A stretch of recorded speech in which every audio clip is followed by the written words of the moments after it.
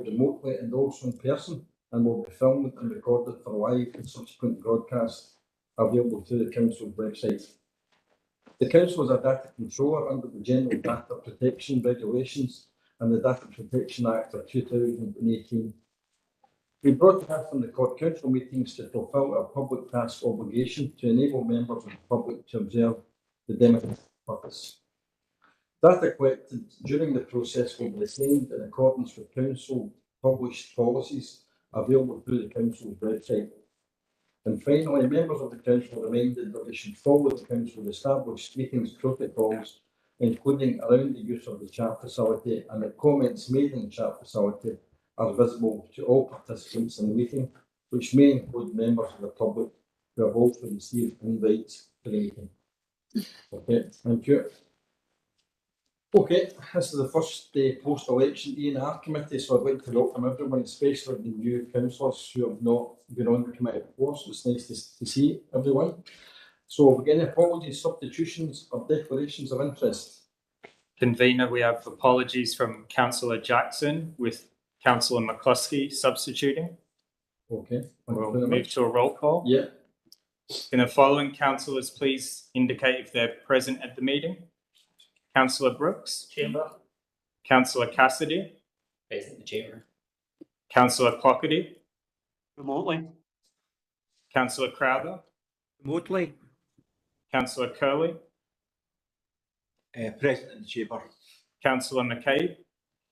Present remotely. Councillor McCormick. Present in chamber. Councillor McCluskey. Present in the chamber.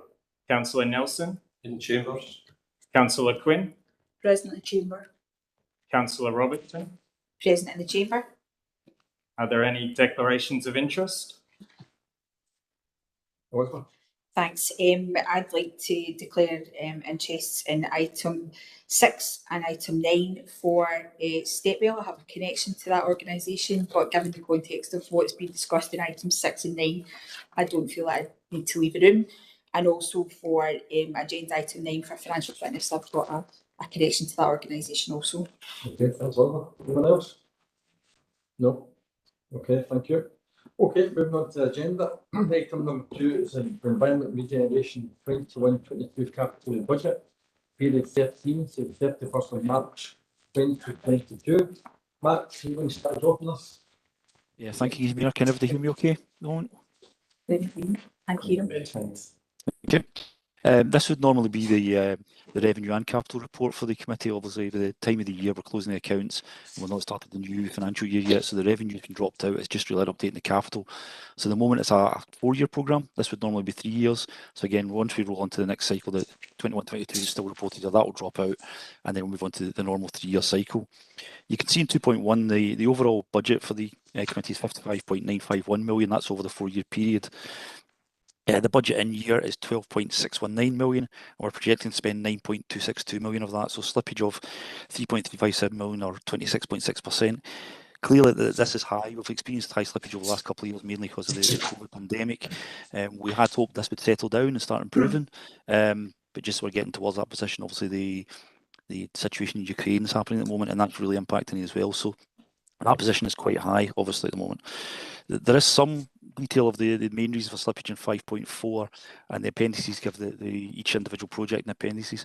The actual technical update is included in the next report, so I'm happy to take any questions at the moment, or I'll pass it over to my colleagues in Property and Roads. We'll maybe just wait to the end. Wants to come in.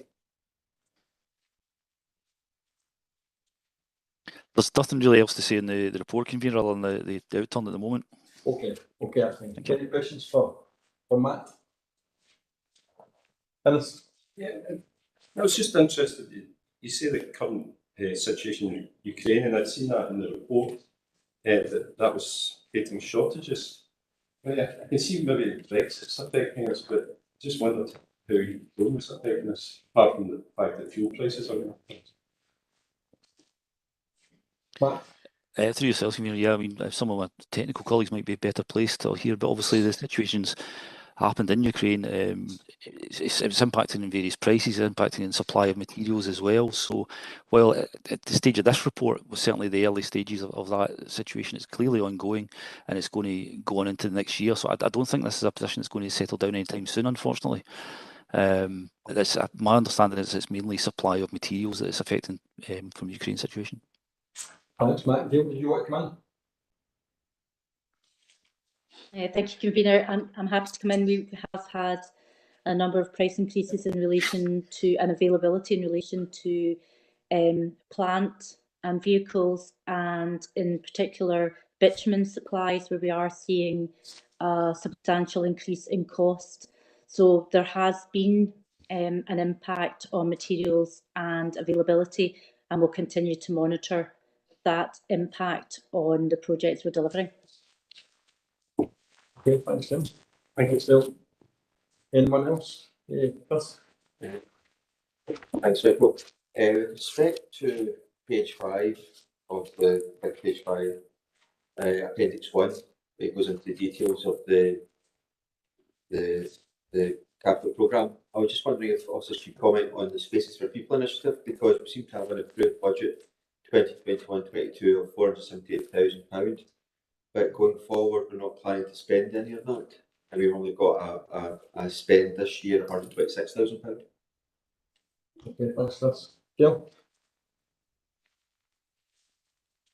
In relation to Space for People, the current plan for expenditure is solely on monitoring and the completion of ongoing work. So the monitoring will be undertaken between June and July, and with a plan to respond and bring a report to committee in August. So I'll get detail in relation to if there's any further expenditure that may be planned, but we're not planning currently to do so.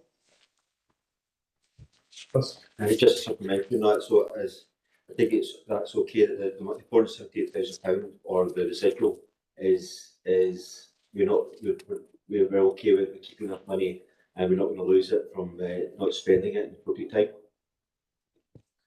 Yeah. No, we're in close liaison with Sustrans in relation to the terms and conditions of that funding and what the appropriate use is. Now that we're moving out of the pandemic, hopefully there is beginning to be a bit of a pause on that and a discussion with funders about how best that money is to be used. Okay. Thank you. Thanks, Gail. Anyone else? Don't see any in the chat. Can we agree with the recommendation? Great. Okay, thank you. Item number 3 is the Environment Regeneration Capital Programme Progress Report. Eddie, you want to start us off? Yeah, thanks, Convener. I mean, I won't go through every project, but just to provide a brief update on any projects, the things have progressed from the text within the report. So a number of the projects noted in the report were nearing completion, and some are now complete. So those include the Burke Park multi-use games area, the work at Calla House, and the work at Green Road Community Centre. They're all complete. In relation to the Grand Corridor ventilation project, we've now issued a formal acceptance, and we're finalising a site programme for that. Just to draw the committee's attention to the update provided on the Curran Drive Depot project. The demolition element of that project is now complete, but the follow-on works to the civic amenity site have not been progressed to tender award stage, and that's pending decisions in respect to the forthcoming budget setting process. I don't know if Gail, if you want to make any comments on any of yours. Thank you, Convener Eddie. I'm happy to take questions on any of the updates in this. I would just draw attention to the fact that there is the path agreement that's mentioned under 5.1. It's actually on today's agenda. And in relation to the West Blackhall Street project, there's a number of workshops ongoing with the contractor looking at best value engineering and the best ways forward in relation to delivery of the project. And I'm happy to take any questions. Okay, thanks, Eddie and Gail. John Crowder. Thank you, Convener. It's just in relation to 5.7, the participatory budget. It's in the page 10 of the hard copy. And basically, it refers to the footway resurfacing, where number 1 is marked in as Shore Street, Gourock, St John's Road to John Street fronting shops. Can officers please advise what safeguards are in place at the junction of Shore Street and John Street, where there is a dangerous building located and the footway currently cordoned off? Gail, do you want to tell them? In relation to us carrying out the works in that location, we would ensure that there was a risk assessment carried out, and that we would not have works being carried out too close to a dangerous building. We have to operate under safe methods of working.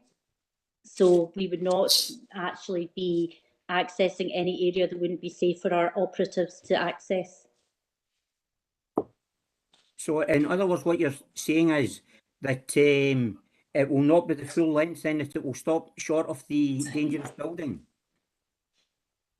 We'll engage with the property owners to see if there's an opportunity to be able to access it safely, but we couldn't have operatives working too close in an area that's not considered safe. But each location's looked at separately. We carry out a risk assessment, we carry out a method of working. So we would look at that location and see how close and how the extent that we could complete. Okay, I hope that actually augurs well, and that action will be taken on the dangerous building to make sure that it's safe. Thank you. Okay, thank you. Okay, Graham. Thanks very much. Can we have 4 questions, if I may? First one's a wee bit off, so please correct me if I'm going too stale. Our Chief Executive was contacted by a member of Scottish Parliament regarding the premises for the Sea Cadets, and I understand, or the Sea Cadets, understand that was put to work with the Jameson for a solution. They haven't thought community education, but who am I? So I just wondered, at what stage will community education or environmental regeneration have any update from Mr Jameson regarding potential new premises for the Sea Cadets? Will I continue? Yeah, just continue. Okay, thanks very much. 5.2 of our papers on page 10 regarding the SPP funding and the grey energy and developments that they able to do with that. Constituents contacted the council 7 years ago. Now, not many of us were here 7 years ago. I know that I wasn't. Regarding a bus stop at Eldon Street.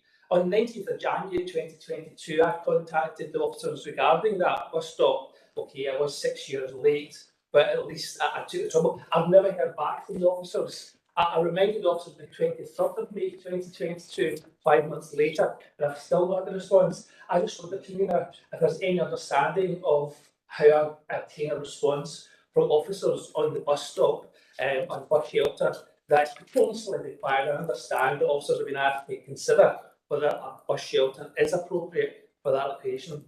My third question is 5.15.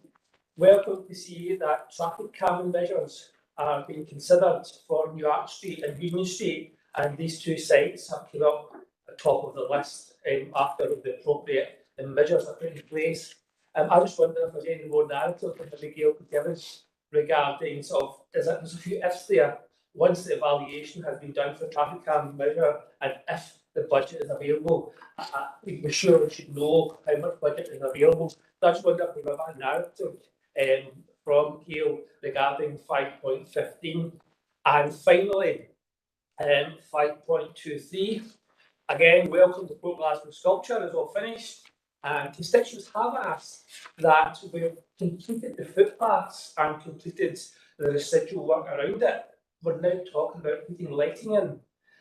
Is that a good use of the public purse? Are we going to have to dig up the path to put lighting in, or can also assure us that the lighting will go in with no impact on the money we've spent on the footpaths? Thank you, Kevin. Okay, thank you.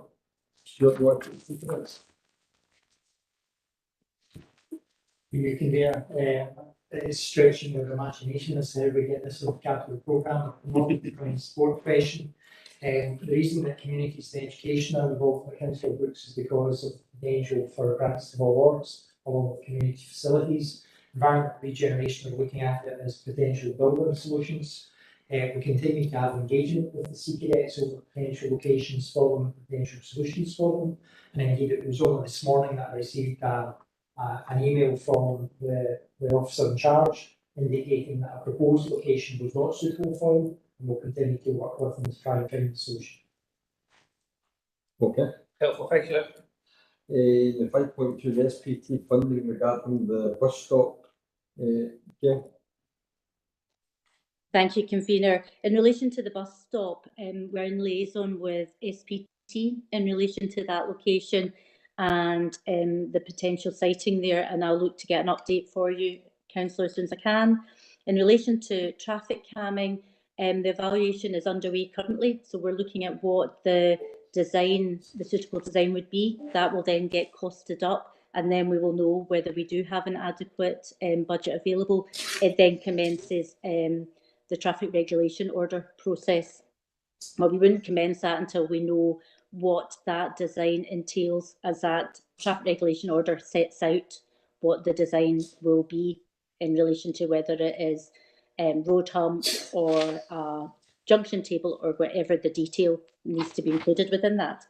In relation to the sculpture, lighting is included within the project, and it does not require excavation, so it will be sited to bring light to the sculpture to ensure that people can see it at its best, and it is included within the planning application that was considered. Thanks, Tim. That's good. Okay, Lynn? Yeah, thanks. Just a couple of questions, not as many as Graham, if we've got to know, but just two. So under 5.8, the implied traffic study, obviously I'm particularly concerned about Curran Drive one way. That was actually brought by the neighbours around Curran Drive in March 2020 through the Petitions Committee to try and address that long-standing problem. So I can understand, why we've put it under a Inverclyde-wide study, but I'm just concerned about timescales on that. So if we can have a wee bit of detail on the timescales of when that study will be done and when we're likely to get a kind of outcome. And my second point, you'll probably not be surprised, is about Curran Drive recycling. So obviously I note the increase in costs and a significant increase in the amount, and I totally understand why it's a pause to look at that, so I welcome the discussion at the budget group. But I just wanted to seek some clarity over what happens in the meantime. Will Craig Mushet still continue while we're making that decision? Will Craig Mushet still remain open and accessible for the public? Thanks. Gail, do you want to take the timescales for the traffic study first of all? Yes, I'll take that one. Thank you, Councillor. Thank you, Convener. We are looking to issue this tender document in the next 4 weeks or so. Depending on the returns, depends on how quickly we will get that underway and get the results from that. Unfortunately, we have already been to the market and there were no returns, so that's why we weren't able to proceed previously.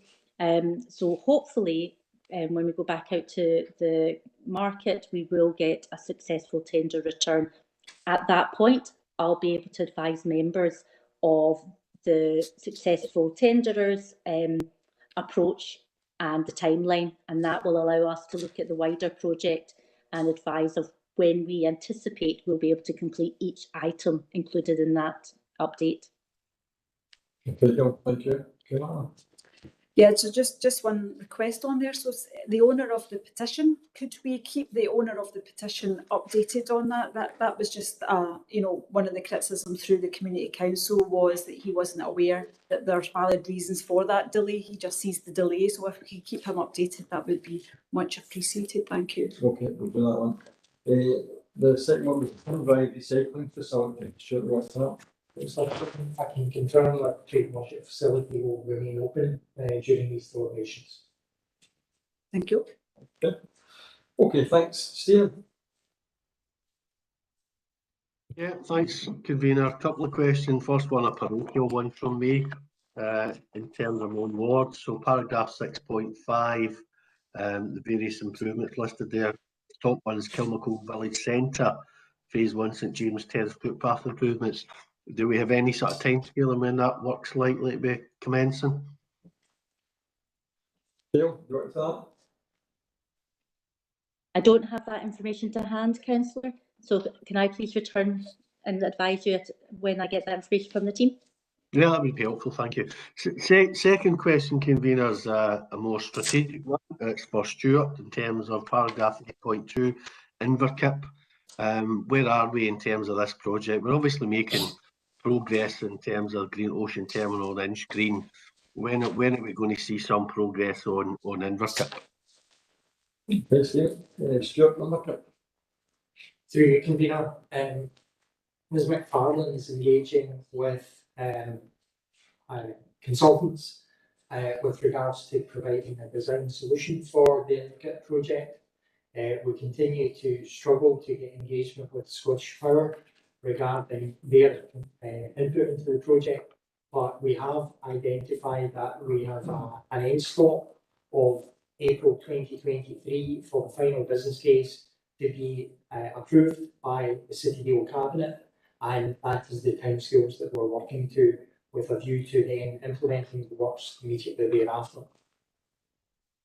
Well, I have to say, convener, that timescale is hugely disappointing, to be perfectly honest. I mean, this project's been going and on and on and on and on, and it's disappointing to hear it's potentially going to be well into next year before we see a start. So I would just express my frustrations with that and ask officers to do everything they can to push this project forward.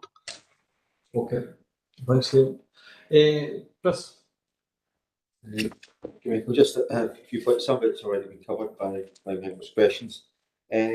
Regarding the Inverclyde traffic study, I wonder if officers could give us a wee bit of a background about what's actually included within that study, because it's something I've been pushing for a lot of while, is to get a traffic study and route model of Inverclyde, and I presume that's not what that actually entails.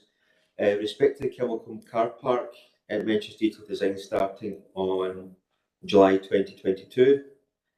Can officers give us a bit of feedback about what's actually been designed? Because I wasn't aware it's reached that sort of stage of development with respect to choosing sites. Is it really proposed that we're going to have 2 car parks? And on similarly on respect to Kilmacombe, I've also advised about what works are actually planned to the. I know it says replacement of the bridge deck, the footbridge along Winnock Road in Kilmacombe. I recollect there's been complaints by constituents with respect to slipping on that deck in winter time because of its metal surface. I'm just wondering whether that replacement deck will have the similar issues, or will that will be addressed. Thank you. Thank you.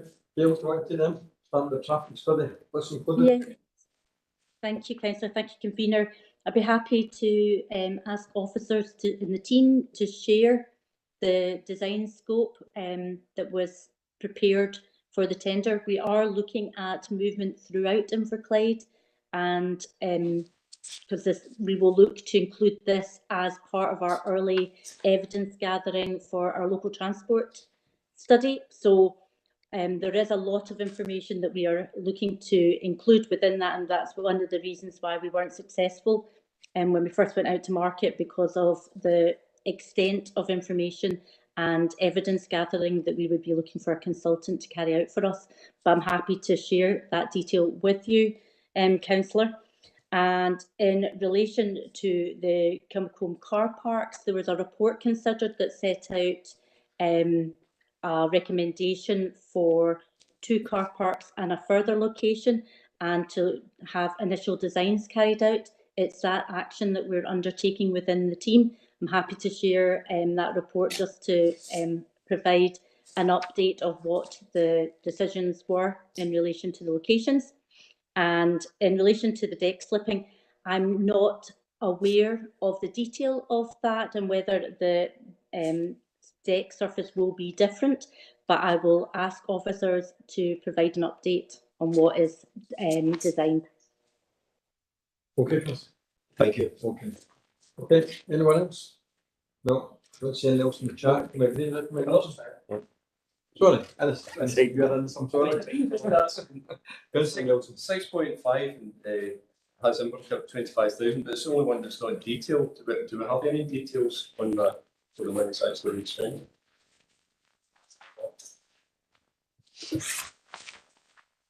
So you can do that, it's an optional allocation of anything, there will be a liaison take place within the different state community councils with regards to that money we can discuss. Thank you. Okay. Okay, can we agree recommendations on the report? Okay. Yeah. Okay, thank you. Item number 4 is the Environment Regeneration and Daughters Corporate Director Improvement Plan Progress Report for 21-22 and annual refresh for 22-23. Sure. You can be at its meeting report from September 2021, the Policy and Resources Committee agreed to extend the existing corporate director improvement plans for a period of 1 year until April 2023. The report before you today provides scrutiny to the end of the current plan, as well as refreshing the plan for the extension period. There are 4 completed actions, 7 are on track, 4 with slight slippage, and 1 with significant slippage. Of the 4 actions with an amber rating, you will see from paragraph 5.6 in your papers that we've identified how we're addressing these issues. The red item, i.e. the transfer of former-tied houses, is covered elsewhere in the agenda from the private section of the quarterly report. Appendix 2 provides the improvement plan for the period going forward, and for others, there is a typo at the top of page 20. The local housing local housing strategy target should be March 2023, not 2022. Sure. Martin. Thank you, Convener. Just questions relate to Appendix 2, page 39, the key performance indicators. Firstly, on Category 1 and Category 2 potholes, I know this is something that is raised a lot with councillors regarding the speed at which potholes are repaired. The targets for 22-23 appear to be quite potentially quite unambitious, especially on Category 2 potholes, when it seems that we've met a lot of these targets in previous years. For example, in Category 2, making safe repair within 7 days of identification, we're setting a target of 80%, despite in the previous year reaching that 93.9% of the time. I would just be interested to understand why the targets are in some of those cases are quite low. The second is on recycling, waste recycling, which is at the bottom of that table. Obviously, there's been significant slippage during the COVID years, but our target again feels like it's potentially lower than it should be. I'd quite like to understand why that's the case, and also on the 21-22 performance on recycling, the paper says the results are due on February 23rd. I was just wondering what that figure is, if it was due on February 23rd. And then just turning the page to planning applications. I understand the pressures that the planning department have been under, but on these first 2 measures in 21-22, 66.1 and 68%. I'm just wondering how that looks for the year so far, and if we were on track to meet that 90% target for 22-23. Thank you. Okay, thanks, Martin. Dale, do you want to put the potholes and the recycling targets? Yes, thank you, Convener. Thank you, Councillor. We look to national figures and performance indicators as well as our local performance indicators. So the figures that we are using here are in line with the national performance indicators. We continue to look to whether we should be changing them to be a more local, but it allows more regular and consistent benchmarking if we have similar figures to compare. In relation to waste, we have been impacted by the pandemic and the stay-at-home message, which is why our performance was lower during that period, in the fact that people were not recycling as much because they were at home more, and more was going into the residual bin.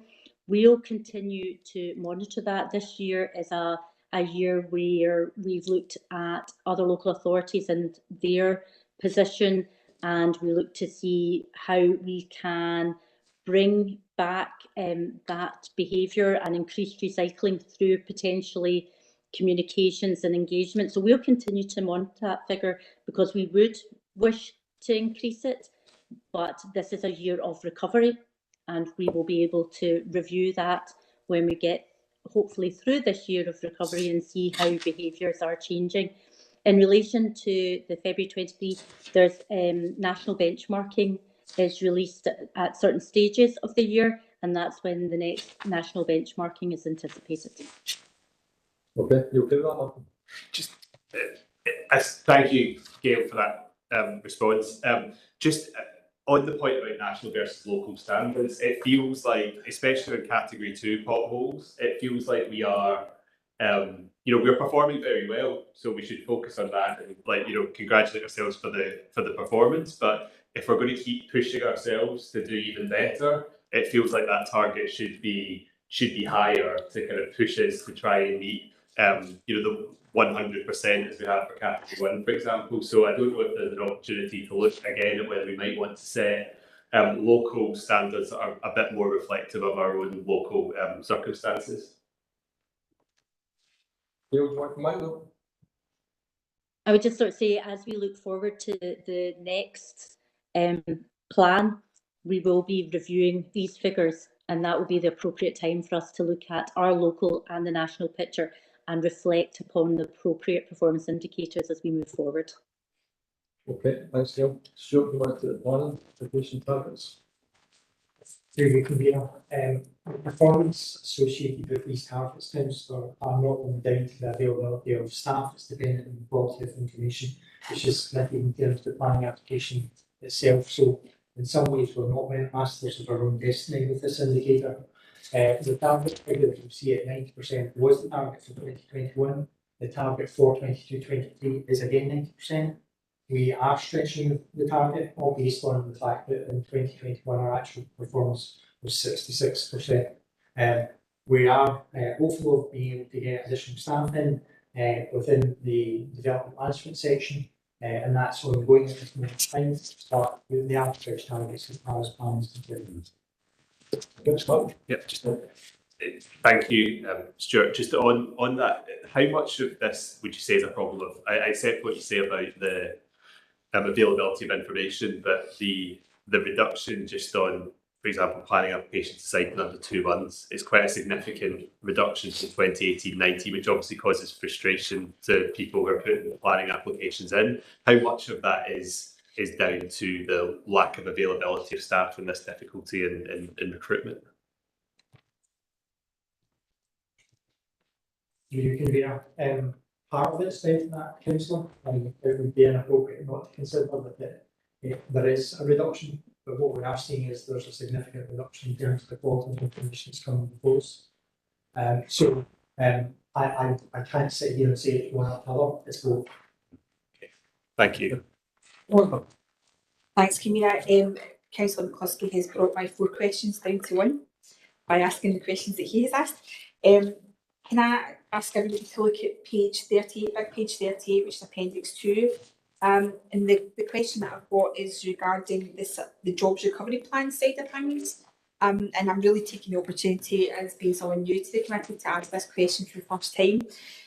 The significant resource that we've put into in partnership with HSCP to the RISE programme, which was part of our in-house employability. I'm just wondering what the reporting mechanism for that is. I'm just really wanting to tie that down, if that's the progress in terms of that particular tranche of money that's to help people who are coming from addictions and criminal justice background to move into employment, if that is going to be reported through this committee, through the Health and Social Care Committee. Really, I'm just taking the first opportunity to ask where that resource is going to be held to account. Okay. Sure. Through you, Convener, the simple answer is no. The RISE programme is funded through the anti-poverty monies. I don't know where the host committee is for the anti-poverty money, but I'm happy to find out and I'll clarify it. Can I just come back and thank you, thanks for the honesty of your answer, but I think it would be really useful to know, because it's a significant amount of money, even in the context of our employability contract, the money that goes external to our organisation. It's a significant amount of money for a small number of people that we really need to get it right for, and it would just be really useful to know where the accountability for that lies. That'd be helpful. But if I don't make a habit of asking Stuart questions you can't answer. We'll see if I can do that. Any other questions? Chris? Thank you, Michael. Couple of questions on this paper. So, page 37, the sustainable travel item. The timescales we talk about ongoing programme, review ongoing programme 2022. Report to June committee. Obviously, that's not happened, and further review in April 2023. I'm keen to make sure that we actually move forward on this and get a little bit of traction on the sustainable travel. I know there's items in the agenda here today with respect to cyclopathic harbours and things like that, but I'm just very conscious of the fact that we need to make sure we have an overall strategy and make sure we get this out to the public and get public engagement in it. So I just want to just try and see if we can try and bring this forward a little bit, because I don't really want to have the further review in April 2023. Yeah. Thank you, Convener. Thank you, Councillor. We'll be looking at opportunities throughout the year. We're now seeing that there's more funding being available through other external funders. We'll continue to maximise that opportunity, look to what we can deliver. So we won't be waiting till April. We will continually be looking at opportunities to further develop and take forward active travel schemes. Okay. Yeah, I've got another question, but just come back on that. I'd like to try and get a bit more visibility of the overall strategy. At the moment, we don't really have that. I know we talk about individual schemes, but I'd like to see how these individual schemes build into the overall strategy for Inverclyde. And so I'd like to see the strategy first, the lines on the map, as I've raised a number of times, and then after that, what projects come out from those lines on the maps. At the moment, I think we're looking too much at the lower, what the opportunistic way of getting put some projects through without seeing how these all these develop and how these fit into the overall strategy for encouraging low carbon travel and effectively also a healthy lifestyle as well. Moving on then, just really more a statement as opposed to a question. On to Clune Park at page 34. I notice on the action plan it doesn't have a timescale for Clune Park. I know there's obviously there's been items to address that, but I think it'd be worthwhile us making a stab at what we think the timescale would be, just so we've got something to report and monitor against. I just wonder if officers would be able to provide comment on that. I'm curious to hear this answer. Timescale for Clune Park. I don't know.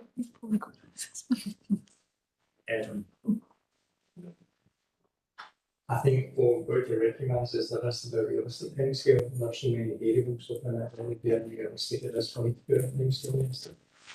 The report that members are considering 5 years later, it has been action within that report since the report was written.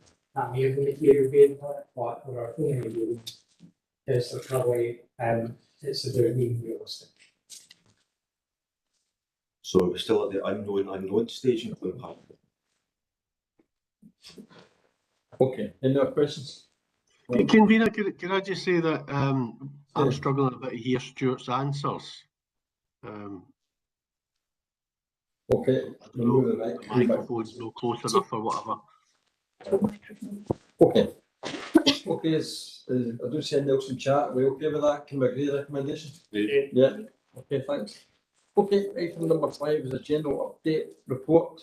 Stuart, you want to get through the items and item 5?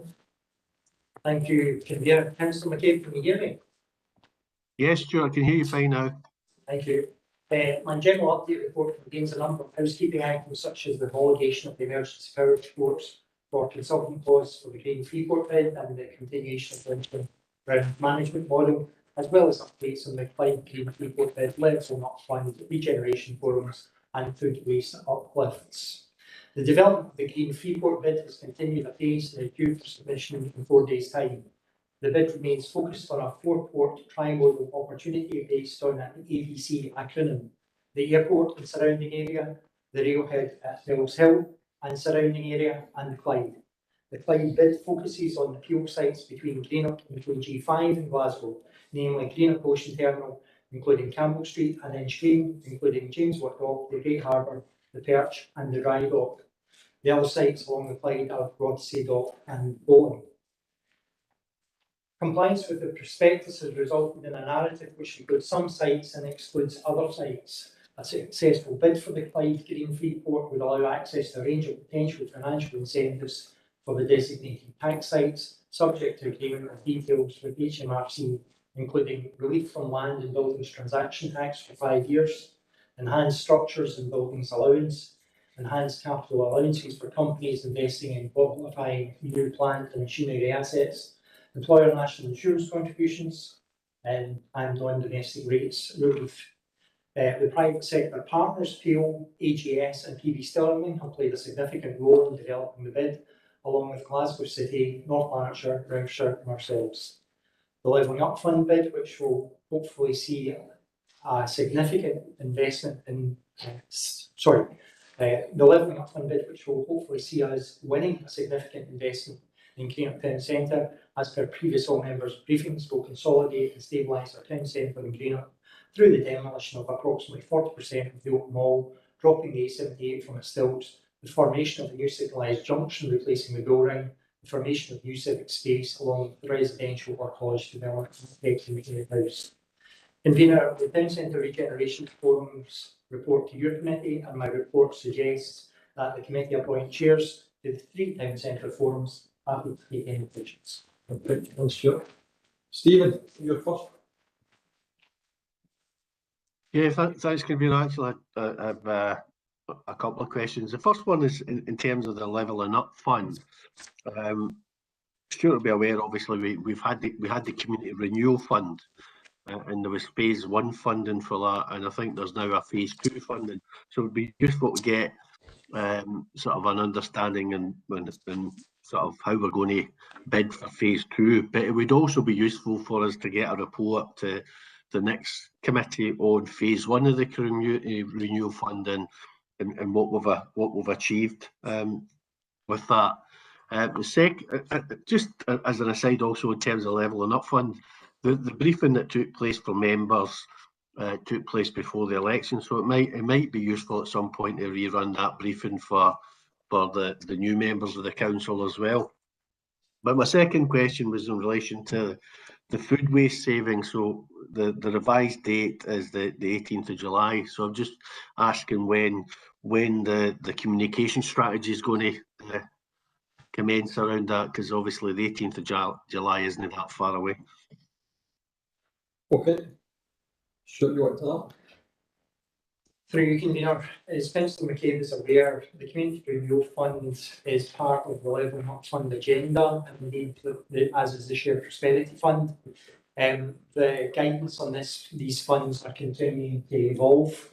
With regards to the Community Renewal Fund, we are happy to bring a report back to members identifying the outputs that have been achieved to date, and recognising that as part of the Shared Prosperity Fund, there is a possibility that some of the projects which are contained within phase 1 of the Community Renewal Fund may well be considered as part of the allocation against the Shared Prosperity Fund itself.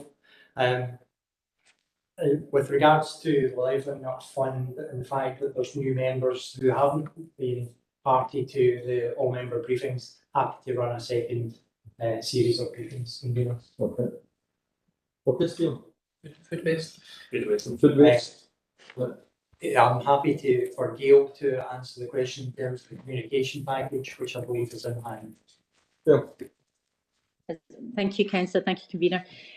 There's a communication strategy that's been developed with our colleagues within communications, and there's various modes that we'll be using to ensure that we're making residents aware of the change to the food waste collection. So there's an advert that's due to go out, and it will go out into the local paper. There's also social media updates that will go out as well. And we will look to provide, we have a number of email addresses, so we will look to use those email addresses as well to be able to get the information out. So that's due to commence next week, so that we're using sort of like the 3 to 4 weeks in advance to make as many people aware as possible in advance of that. Okay, thank you. Martin? Thanks, Convener. My question is also on food waste, so possibly best directed at Gail. Are we going to be actively promoting the fact that people can get a second outside food waste bin? And is it going to be quite prominent in the communications how people can request that? And are we equipped to meet what the demand that we might anticipate from people asking for a second food waste bin? Thank you. Yeah. Yeah, thank you, Councillor. Thank you, Convener. We will make residents aware that they are able to speak to the team in relation to their food waste requirements and whether that it is appropriate for a second bin. And in relation to the number of bins we have available, we have got a number of bins based on what we anticipate the requirement will be for a second bin. Should we require more, we will order more at the appropriate time, but there are a number that have been ordered and are available to issue to residents. Okay, that's good. Well, Guys, follow up on that, please. Gail, just to understand what you said at the beginning there, does that mean that if a resident requests a second food waste bin, will they get a second food waste bin? Or is there some kind of assessment process that's been put in place to determine whether or not they need it? In most cases, they'll be issued a second food waste bin, but it would give us the opportunity to discuss with people how best they recycle and how best they use the food waste bins. A number of people do not require a second food waste bin because they're not fully using their food waste bin at this time. However, if they feel that they do need that, we will have that opportunity to discuss with them how best to use the bins that are available. okay. Hey, Chris? Thank you, Convener. Thanks, Michael. Just on a couple of points that's come up, maybe in sort of discussions here. On the Green Freeports bid, I looked at Mr. Jameson saying that it's going to be surrounding the Peel Ports land and mentioned Inch Green, the Perch, Dry Dock, etc. I was just wondering, will there be an opportunity if the bid is successful to extend the Green Freeports bid? When he was saying the locations that would be appropriate, I was thinking that, well, that's one side of the A8 along Inch Green, but in actual fact, you've got the business park, you've got the facilities outside the railway, and these are all very close by, and they could benefit from being part of a Green Port bid as well, because they've got that location in their development land as well. So I'm just wondering whether or not that's an opportunity. Just with respect to Levelling Up Fund, I know there's bid submissions the 6th of July. I'm just wondering whether Mr. Jameson would be able to give us an update about when it's been out to public consultation. And very much welcome the Levelling Up bid as members will be aware. But I'm just wondering, obviously you mentioned all the stuff to do with around the Oak Mall, etc. But obviously there's other elements to, at the moment that I think will be out to public consultation. I'm just wondering if Mr. Jameson could mention them as well. I think it's respect to the works surrounding the Glade building. Thank you. Okay, thanks, Chris. Stuart, the Green Ports bid extension, Levelling Up Fund consultation in the Glade building. Through the Convener, as I said in my introduction, Councillor, the prospectus and the narrative which is associated with the prospectus actually limits the opportunity. So, for example, there have been sites in the north side of the river which have been specifically excluded, despite the fact that the Clyde is contiguous. From a evaluation perspective, what we're looking at is getting a bid which is compliant. And at the moment, the only way in which we can get a bid which is compliant with the UK government requirements for the Clyde is to have a single owner. The opportunity to have a large contiguous site or a site which is immediately next door prevents us having that. Now, the number of sites which are available in the Clyde are fairly limited, believe it or not, and that has had a material bearing in terms of what can be included within the sites and what can't be. There has been discussion about the possibility of inclusion of other sites, but they have to be of scale, so they have to be a minimum of 20 hectares, and that has been a limiting factor. We have given consideration to, for example, Port Glasgow Industrial Estate, but because it's not contiguous with another site, and it's not immediately adjacent to the Clyde. That, for example, has been discounted. With regards to consultation and the levelling up fund, we anticipate that will take place early next week. And I apologise to the committee for my omission in terms of my introduction. I should have mentioned the cultural board. Okay, Chris. Just to come back on, I think that's very interesting, the 20 hectares, but I suppose what maybe I'll come back is if that land was owned by Peel, for instance, south of the A8 along the Enstring corridor, that could have been considered within the Green Freeports bid. It needs to be, sorry, it needs to be contiguous, so that there could be an argument made that if it's on the other side of a road or on the other side of a fence, but it doesn't come because clearly Peel's sites are limited within Incline. Okay. Contiguous, not continuous. John Crowther. That's fine. Thank you, convener. This is more a request rather than a question, and it relates to the hard copy, page 42, Town Centre Regeneration Forums. And basically, it's for the sake of transparency, could the minutes of the meetings of the 3 Town Centre Regeneration Forums be posted up on the inverclyde.gov website in a timely manner? Sure, come up with that, yeah.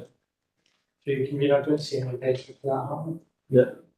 Okay, John, we'll get that organised. Okay, before we go through That's that, lovely, thank you. Okay, right, John. Okay, back to 3.1c and requirement to update tender of reference and to nominate chair for the forums for appropriate board members. I would like to nominate Councillor Chris Curley as the chair of the Port Glasgow Town Centre Regeneration Forum, and Councillor Jim Clockerty as chair of the Greenock Town Centre Regeneration Forum, and also Councillor Lynn Quinn as chair of the Gourock Town Centre Regeneration Forum. Is anyone otherwise minded? Can we agree that? Agreed. Agreed. Okay, and agree the recommendations, yeah? Okay, thank you. Okay. Item number 6 is Local Employability Partnership Delivery Plan, Scottish Government Employability Funding. Sure. Okay. Jennifer, sorry, you take this, Jennifer. Thank you, convener. Everybody hear me okay? Yeah. This paper is on signals the second phase of No One Left Behind transformation, which came in on the 1st of April this year. And as part of the requirements of the transformation was to create a delivery plan. The Local Employability Partnership worked together through monthly workshops to create the delivery plan, which is in Appendix 1. The delivery plan covers from now until 2025, but will be regularly reviewed and monitored throughout this time. The delivery plan identifies year 1 aims and target groups, and the paper also highlights the Scottish Government grant towards employability, which is £922,520. And as part of the grant offer letter, this was the delivery plan was submitted in draft to the Scottish Government, and they have asked that the final draft and the qualities impact assessment to be submitted by the end of June. There are some amendments to be made to the delivery plan, including some further proofreading, and then if approved by committee, we will liaise with corporate comms to support with the design of the document for publication. And I'm happy to take any questions. Jennifer, thank you very much. Martin. Yeah, thank you, Kabira. Thanks, Jennifer, for the paper. Just two questions. Firstly, on any consultation exercise you carried out to produce this delivery plan. So did we speak to potential service users or people who would be impacted by the plans that we've set out? And did we speak to local employers in the process of setting this out? And my second question is around the targets or the measures of success. Is there a reason why we're not being more specific about measures of success in the paper? If this is to be our plan to lead employability efforts for the next few years, it feels like we should have more specific measures of success rather than quite wide ambitions. I think what's in the paper at the moment, they feel more like ambitions, like reduce economically inactive over 25s, increase employment participation rates. We obviously want to do all those things, and they are ambitions, but I'm not quite sure if there's anything in the plan as it stands at the moment where we can actually measure whether or not we're succeeding in achieving that. So, is there any possibility of having more specific and measurable targets as part of the plan? Thank you. Thank you, Convener. Thank you, Councillor. In terms of the consultation with potential service users, we get feedback through all our employability service users that we engage with at the moment, and that was used to inform the plan. It is acknowledged that we need to do further work with our users of our employability service across all partners to make sure that their needs are reflected in the plans going forward. So that's an action point that we've highlighted in the report and highlighted in the delivery plan. It's something that we want to improve on as time goes on. In terms of local employers, the Chamber of Commerce is involved as one of our partners in the Local Employability Partnership, and we held a session with them and with with local employers as part of the work for the delivery plan.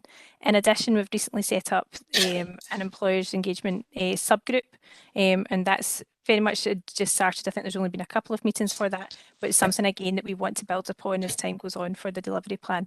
So that is a bit of work in progress, but we are trying to improve upon that as we go forward. In terms about the targets, in terms of being specific, it was something that was discussed at the Local Employability Partnership meetings in this section, and it was felt that the partnership was content with how they are set out at the moment, but it is something we want to review as we go forward. So for this first year, we have set it out as it is at the moment, and we've looked to potentially review for years 2 and 3. Okay, thanks, Jennifer. Sorry, Stephen, you on this? Thanks, Convener. I mean, in terms of looking at the funding outlined in the report and in the plan, it's the 922,000, which comes from a variety of sources. So a couple of questions around funding. How does this sort of level of funding, I suppose, compare to the funding we've had in the past for these type of initiatives? But also, surely this doesn't capture all of the funding that's been put into employability in Inverclyde, because there's obviously the council puts in funding as well, and there's other sources of funding. So in terms of the role of this plan, is this plan simply being developed for the purposes of spending this 922,000? And if that's the case, how is the overall approach to employability to Mary's? What's the plan for that? Thank you, Convener. Thank you, Councillor. In terms of the funding, the 922,000 is from the Scottish Government. There has been funding that traditionally or previously went to other national stakeholders such as SDS. It's now been brought into the local authority. So while there is an increase in terms of local authority funding, it's actually an overall decrease because it doesn't. The money that we've gained doesn't cover what, for instance, the SDS and other organisations previously got. It's all been brought in here. In the appendices of the delivery plan, we've set out funding that it does include Scottish Government funding and council funding there as well, and also some of our partnerships, the local employability partners funding streams that are in there and what they're going to deliver is set out in that appendix, but it potentially could be better articulated. Okay, so in terms of the funding that's coming from the Scottish Government, overall the funding is being reduced for Inverclyde. As you say, funded with previously other stakeholders. It's coming to us as I suppose the bankers for the funding, but overall the funding is reduced. Yeah. Right, that's clearly disappointing. Okay, thanks for that. Okay, Oscar. Thanks, Convener. I've got a few questions, and I've passed them on to Stuart and Jennifer before the meeting, but I'll go through them if that's okay. But I'm hopefully not blindsiding anybody with these. The first one is, Again, this is a report that's come to us. It's to be submitted to the Scottish Government, but it's kind of been brought to us as a fait accompli. And if we wanted to change something, if we, who are the people probably most closely linked to the strategy of what happens in Inverclyde Council, think that this strategic aim of helping people into employment, etc., is not best served by the purposes of this plan. And I'm not saying that's the case, but if there were things that we wanted to change, given that there's a deadline for the end of June, and this is the first time I think we've been involved in seeing the plan, I'm just wondering how that's okay. I'm just wondering if there's scope for us to have been involved prior to now in the process, and if that can be, I guess, taken on board for similar things in the future, is the first question.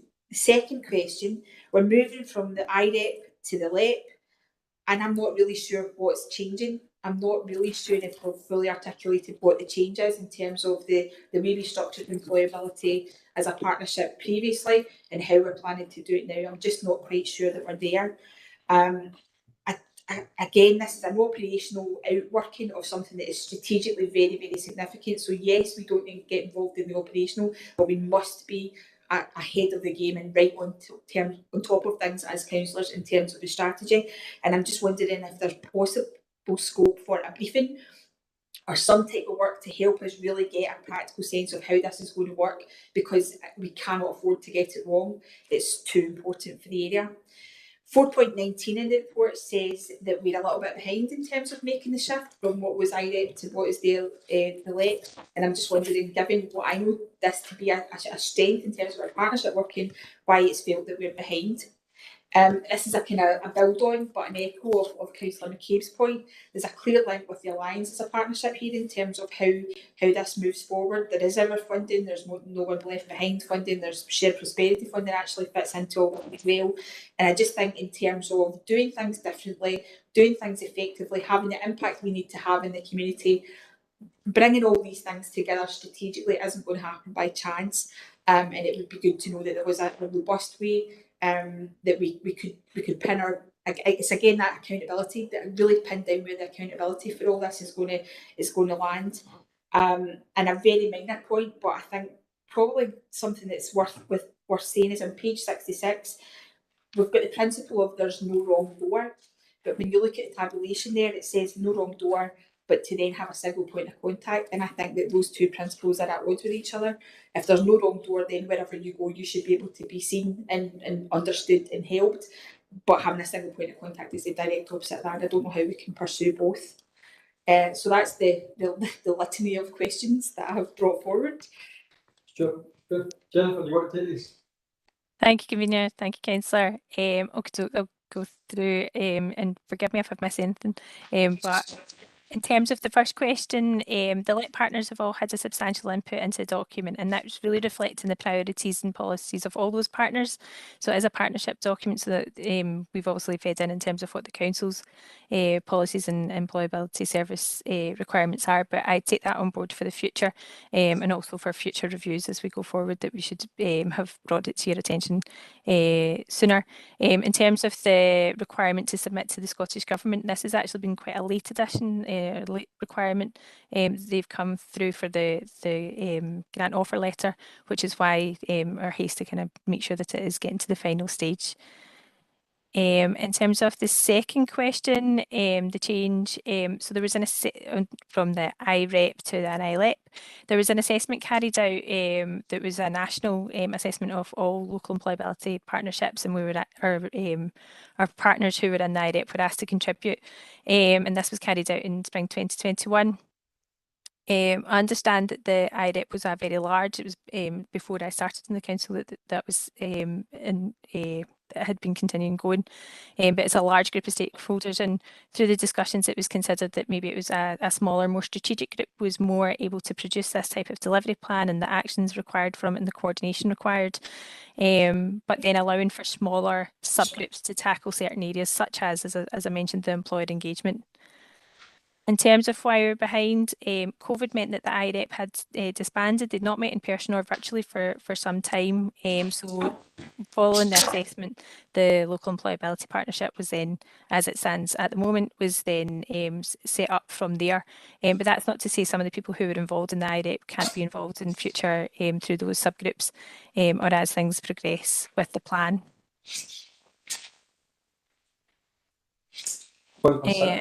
Sorry. In terms of getting a sense of how the LEP will work, yeah, happy to send out a briefing to better articulate that as well. And in terms of how everything fits together, sorry. While Jennifer's just bringing that together, I just interject in terms of the LEP. Clearly, the LEP has now got a focus. In order for us to engage as part of the Scottish Government terms of engagement, is that it's got to be chaired by the council. So Jennifer's now chairing the LEP. Previously, it was one of our partners who chaired the group, and it's safe to say that the group had lost some of its focus. But Jennifer, through her engagement, has brought real focus to it, and it's about delivery. Happy to revert back to you, Jennifer. Thank you, Stuart. So in terms of how everything fits together, yeah, the LEP has a coordinating role, and we will report through the ENR committee and then also through the Alliance as well. And then in terms of the no wrong door approach and the single point of contact, I understand where you're coming from here. And on reflection, I think this could be better articulated in the document. In terms of a single point of contact, it's trying to bring a bit more simplicity to our services, but also with the no wrong door approach, we want to ensure that all services across the council know where to go to get employability support and advice. So I suppose what I'm trying to articulate, maybe not in the best way, but is by having a single point of contact there. For instance, if we have somebody who then is in another service, so we educate other services such as potentially financial fitness or education services, where they're engaging with people who may have a need in terms of employability, that they know where the contact is, and that's that single point of contact. But I'll reflect that in the document. Okay, thanks, Jennifer. As far as the briefing is concerned, we can organise a briefing show. Yeah, through you, Chair, Convener. Annex 3 identifies the whole host of different interventions which are across all of the partners, and it pieces out Councillor McCabe's point about how much money the council spends in terms of employability and other partners. It was our intention to bring a report back after the summer recess, just articulating how employability money in the round is being spent. Annex 3 does provide that information to a degree, but it would be nice to get members that comfort that there's absolutely no duplication and that the services are fit. Okay. Thanks very much for all those answers. In particular, actually, the one about no wrong door and single point of contact, that what you said really does kind of get to the crux of it, that for a member of the public, there's going to be no wrong door for them. But once they get to whatever door they get to, they know the single point of contact is going to be best able to help them. I think that's a really helpful assistance, really, just in terms of clarifying the point you're trying to make. Thanks, Jennifer. Okay, thank you. Okay, can we agree on recommendations? Yeah. Okay. Okay, item number 7 is the UK Government Shared Prosperity Fund and Inward-wide Investment Plan. Jennifer. Thank you, Convener. So the Shared Prosperity is a UK Government fund, and Inverclyde has been allocated 2.9 million in core UK Shared Prosperity Fund and 615,000 towards the Multiply programme, which is a ring fencing programme to improve numeracy. This is all part of the UK Government's agenda to level up, and there are 3 investment priorities identified. So communities in place, supporting local business and people in skills. We're working as part of the Glasgow City region to prepare an investment plan, which is due to be completed and submitted to UK Government by the 1st of August. And our role is to lead the local stakeholder engagement and prepare this local investment plan, prepare an investment plan at a local level, which then will allow us to allocate funding across the themes. Due to the speed of requirement for the investment plan, we'll draw from already approved documents such as the Economic Development Strategy and other plans across the council. The next steps for us at the moment are to see the Regeneration Service continue engaging with Glasgow City Region, engage with stakeholders to develop this investment plan, and then further detail the funding allocations across the themes and potential projects by the 1st of August. And I'm happy to take any questions. Thanks very much, Jennifer. Any questions for Jennifer? Don't see any in the chat as well, so can we agree? Okay, thanks very much. Thanks, Jennifer. Michael, I've just put a question in the chat. All right, Steve, sorry. It's a countdown. Okay, Steve. Can't hear myself think for all the chatter in the chamber there. So in terms of this report, I mean, on the face of it, obviously you welcome any funding that's coming, but these funds are the successor to the European funds. It's the Brexit dividend, or part of the Brexit dividend, we're arguing. Now, it is disappointing that the allocation methodology chosen to allocate these funds gave a disproportionate weight, in my opinion, to population rather than need. So that's pretty disappointing. That was a decision of the UK government. It was the decision for us or anybody else in Scotland. But the report, I suppose, tries to look at the funding we got from European funds and look at the funding we're getting here over the next 3 years from this funding source. And we had a report to the Glasgow City Region Cabinet today, which tried to do similar, but it's really comparing apples and oranges. It's very difficult to say that, but are you, Jennifer, or Stuart, able in a sense to, and I know a lot of the funding that came from European funds didn't come to the council, it came to other agencies, but are we able to have any sort of assessment that compares the level of funding potentially on average we get from this fund in comparison to what we got from European funds, to say whether actually we're getting more money or less money or broadly similar? Is anybody able to answer that question? I can Jennifer, you want to take it? Yeah. To you, Convener. Thank you, Councillor. In terms of the paper, obviously sets out how much the councils had in European funding in the last few years, but we've not articulated how much our partners have got. So, for instance, the colleges, etc., have also received European funding directly. I'm not too sure if there's a way that I can look into it. If there's a way I can get that amount of funding that came to Inverclyde through the EU, but I think it's safe to say that it is less that is coming through UK Cheers Prosperity. But as you said, it is difficult to compare because it's a new fund that is coming forward. I mean, I think it would be useful, obviously, as long as it doesn't take days and days and days of officer time, but I think it would be useful if we could try and collate that information and provide a comparison. Because when you look at this funding on its own, you say, fantastic, we're getting all of this money, but the reality is we were getting lots and lots of money through European funding as well. So it would be useful to have that comparison. Thanks, Dave. Stuart, do you want to add anything? Yeah, through you, Mayor. We're happy to try and collate the information, Councillor McCabe, but recognising that in terms of the engagement associated with this funding stream, it is a much wider funding stream than ever European structural funds were used for. When you look at the number of potential areas for investment, these were never considered as part of European structural funds. Okay, thanks for that. Okay, McGree, recommendations? Yeah.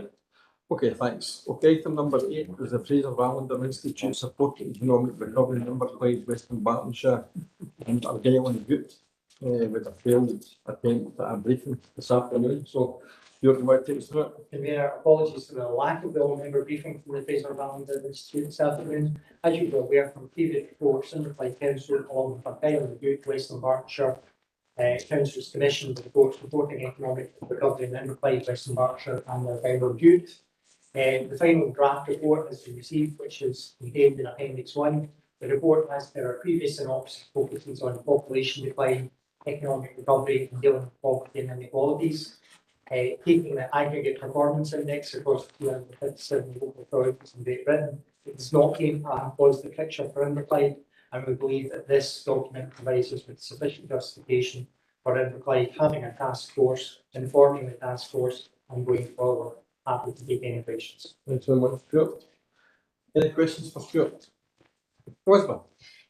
A very basic question, Convener. I feel robbed of a briefing And I'm just wondering if it is going to be rescheduled, just because it really would be useful to sort of really get our teeth into it as a 22 rather than just the members of this committee. Through you, convener, I feel equally wrong. There are 2 other briefings scheduled by the Fraser Van, one for the Alliance 4 on the 20th, and one for Task Force on, I think it's the 27th. Happy to take members' comments, that it would be nice to get, and a briefing for all members of the Clyde Council, and we'll reschedule that. Thank you. Okay, can we agree on recommendations and reports? Good. Yeah. Okay, item number 9 is contract awards, the 1st of October 21 to the 31st of March 22. Sorry, Eddie. Thanks, convener. Contract awards report is previously been reported to the Policy and Resources Committee. However, following the review of the Council's governance document, including the standing orders and scheme of administration, procurement matters are now reported to this committee. The appendices to the report include the details of contract awards in the stated period, including any direct awards and call-offs from frameworks, etc. As noted within the report, the future reports will be based on the revised thresholds agreed as part of the governance document review approved in February this year, and I'm happy to answer any questions. Thanks very much, Aaron. Sorry, Martin. Just a very brief one, sort of related to this. I'm just wondering how the council decides where the location of a successful tenderer is. There are just a couple of organisations in here where it's listed as a local tender, but where perhaps an organisation that's like a large national conglomerate. And I know that that's it's important for us to understand in terms of local procurement, community wealth building, where these organisations actually are. But I'm just wondering what counts as a, for example, a Greenock-based organisation if they're also a large national umbrella organisation? Thanks, through you, convener. I would need to check that with the procurement team, because you're right, because I've looked at one on there which is a kind of head office, but I know that they've got a Scottish office as well, so it's not quite representing exactly where they are. So I need to check with the team and come back to you, which I will do. Okay. Thank you, that's great. Okay. Okay. Can we agree on recommendations? Okay. Yeah. Thanks. Okay. Item 10 is Environment Rankin Park. Yeah. Thank you, convener. This report looks for approval to transfer the required budget from grounds, education and communities to facilitate the transfer of Rankin Park to Clyde Leisure. The breakdown is shown in 5.1, and that shows the detail of what's covered by the environment. I'm happy to take any questions. Thanks, Gil. Any questions for Gil? No. Can I ask the question, convener? Just please, Gil. Okay, so just in terms of actually carrying out any work to Rankin Park, so the sort of grounds maintenance type services, who's actually going to do that work? So Inverclyde Leisure might be responsible for sort of managing the park, but who's actually going to do the work? Who's going to cut the grass, etc.? Yeah. Thank you, Councillor. Thank you, convener. Ground services will still be involved in the management of Rankin Park, but there will not be. This element was carried out by education and communities already, so it's really a tidying up of budgets rather than a new activity being carried out. But it does facilitate that element that was carried out by education and communities now to be transferred to Inverclyde Leisure, which is why, I mean, Matt could probably put it much better than I am, but why the budgets are being aligned to allow that to progress. So it doesn't change the actual activities being undertaken. Okay, thanks for that. Okay. Okay. Can we agree on recommendations? Agreed. Yeah, thank you. Item number 11 is a proposed traffic regulation order, Inverclyde Council Disabled Persons Parking Places on Street Order number 2, 2022. Is that Gail? Emma, sorry, Emma. Thank you, convener. Just to mention, first of all, there's an error in relation to reference to Gail's job title in the report, and this should read Head of Roads and Environmental Shared Services instead. This report informs the committee of the outcome of the consultation process undertaken for the proposed TRO Inverclyde Council Disabled Persons Parking Places on Street Order number 2, 2022, where we've got one objection received. Officers corresponded with the objector directly following receipt of the objection at the end of the consultation period. However, the objection has been maintained. This report therefore asks the committee to either hear the objection by way of a special meeting of the E&R committee or by appointing an independent reporter. I'm happy to take any questions. Okay, Emma, thanks very much.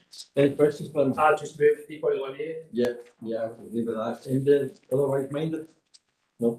Just have the two options are under 3.1A, so that would be special meeting. A and B, yeah.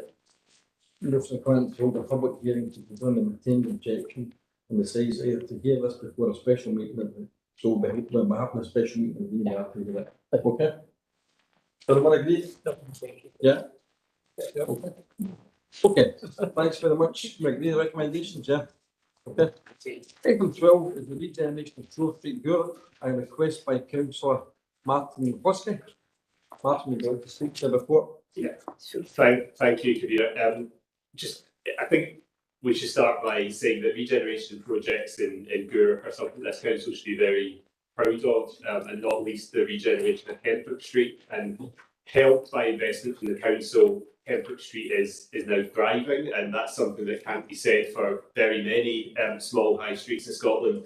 I think it really shows what can be achieved when local government, external funders, residents and traders work together towards a common goal.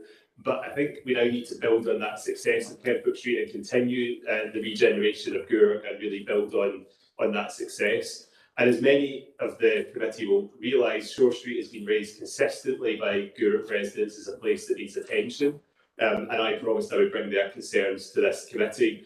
So this request today is pretty straightforward. It seeks the committee's approval to ask the interim director to explore options for the regeneration of Shore Street, including possible sources of external funding.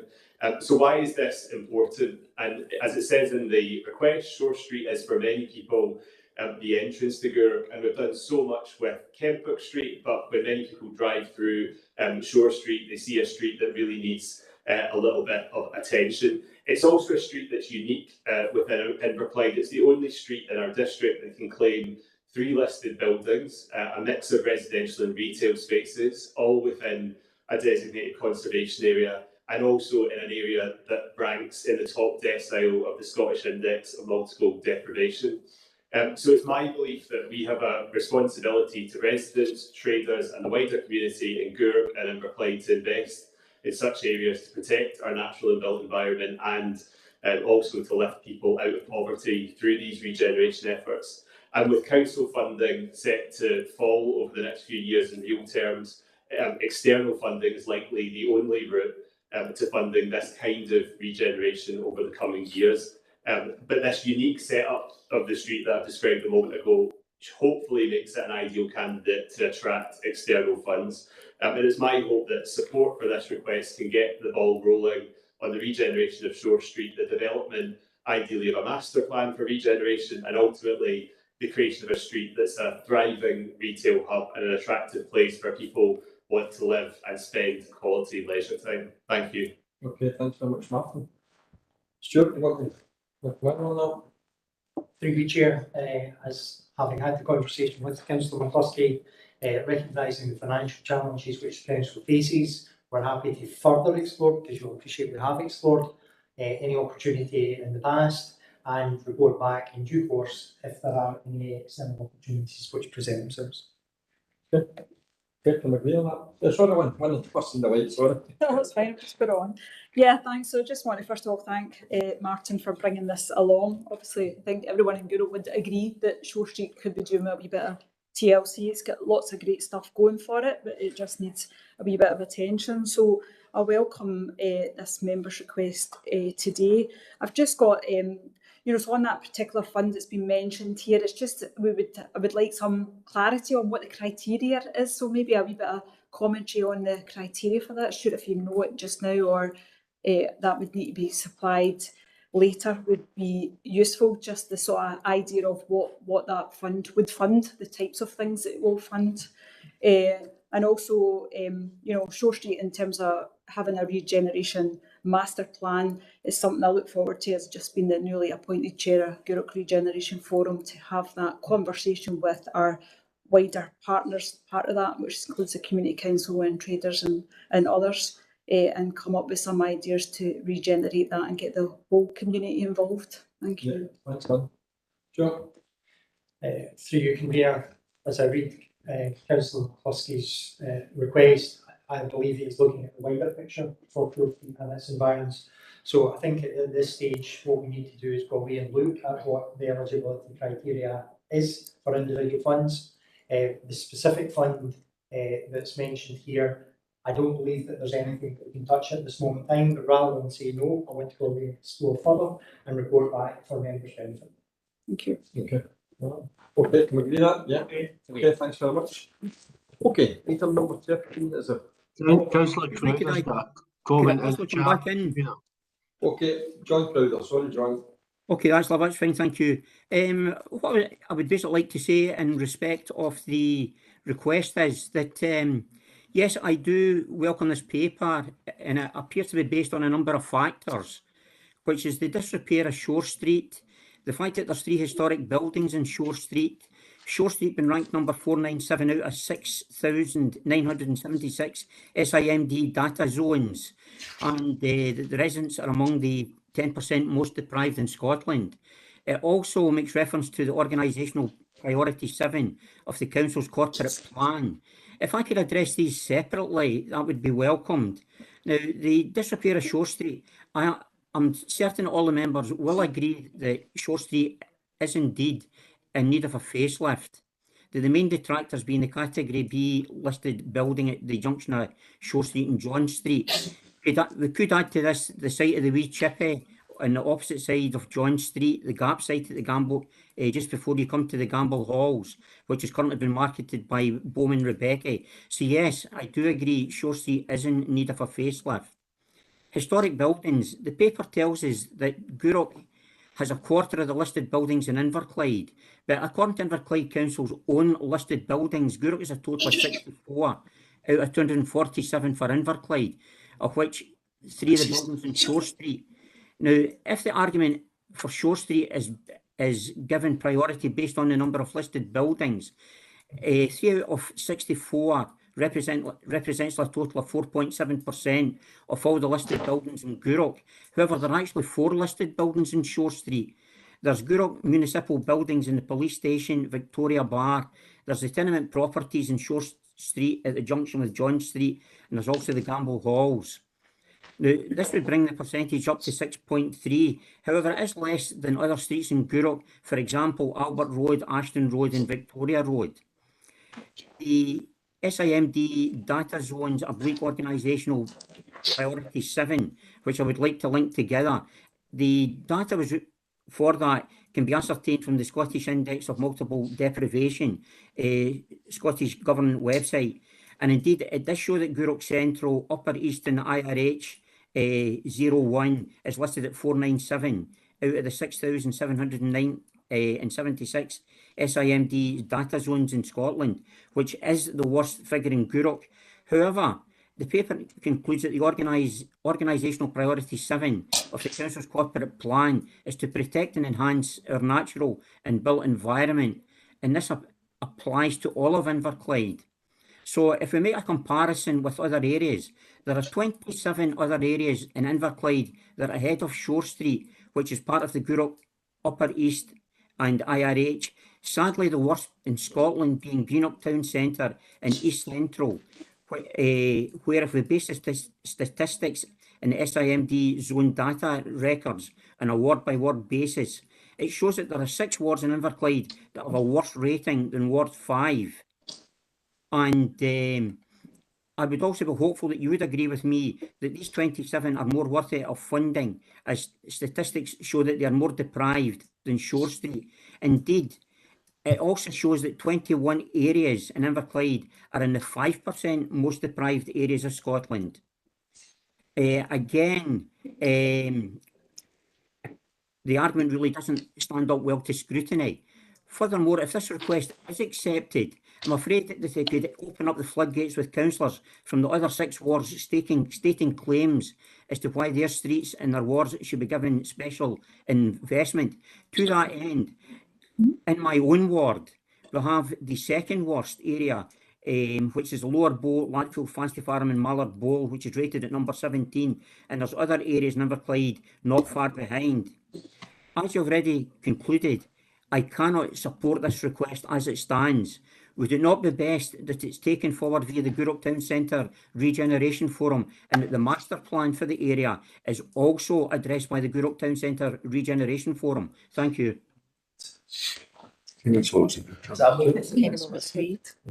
Martin, do you want to come? I'll just come back on a couple of those points that Councillor Crowther raised.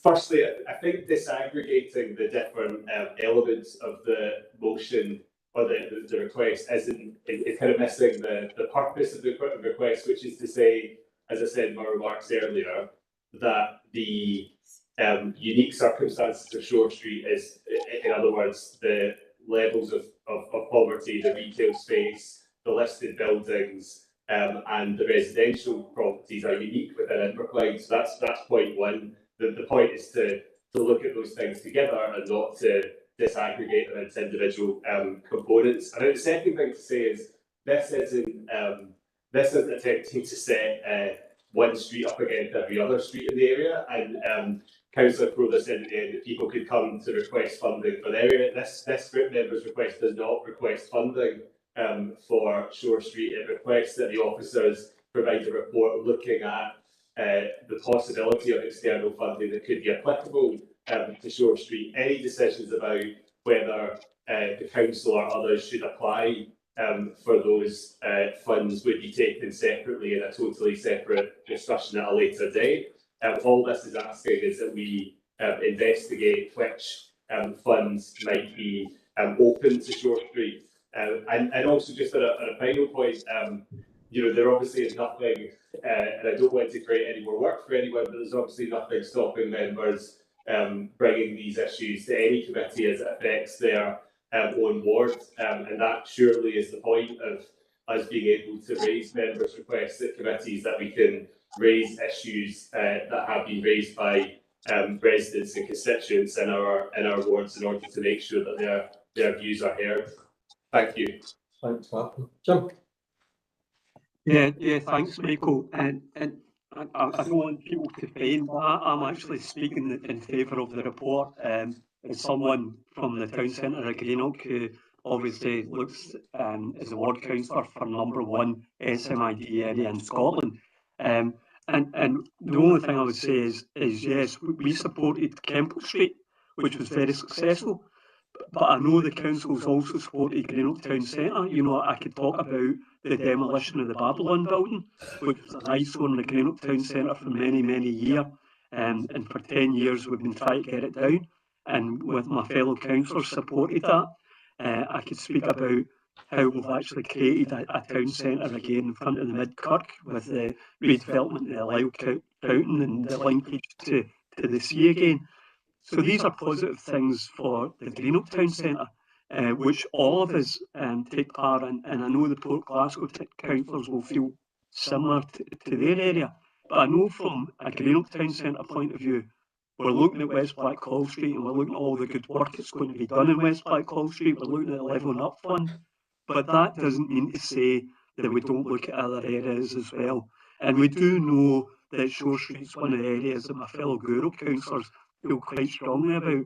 So I'm actually very much in favour of Martin's proposals and what Stuart and his team have said here. We do know that money is going to be tight, but we do know we've got to look at every avenue we can to try and get money into Inverclyde. And if that happens to be Gourock, so be it. If it happens to be Greenock, great. And if it happens to Port Glasgow, brilliant. Stephen?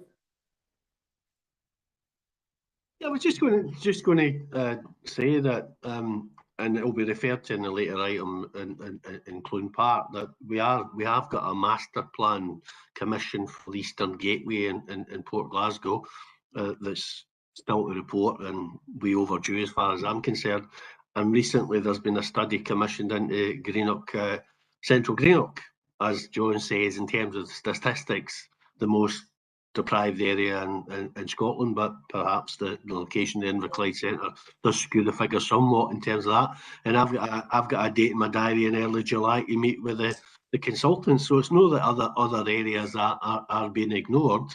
And as Jim has said, any member's perfectly entitled to bring a request before committee, and it's up to committee to decide whether they accept the request or don't accept the request. Certainly, if it goes to the vote, I'll be supporting the specific request that's outlined in the report. Okay, thanks, Stephen. So, John, are you quite happy with that? Yeah, listen to Martin, Jim, and Stephen. What I'm actually aiming at is some form of mechanism whereby we can have a level playing field so that no areas are overlooked and every area is taken in its own merit. Now, if areas are taken on its own merit and Shore Street was to come out tops, I would be more than happy with that. It's just that I do not wish other areas to be overlooked in any way. Now, I know that there are mechanisms for, say, the likes, for instance, where we have the road humps and the roads department lay down criteria. Is there any form of criteria that could be laid down so that if money is made available, and I sincerely hope that it is, that we can lever in grants for basically Inverclyde, but that money is distributed in a fair and equitable way so that no area is overlooked.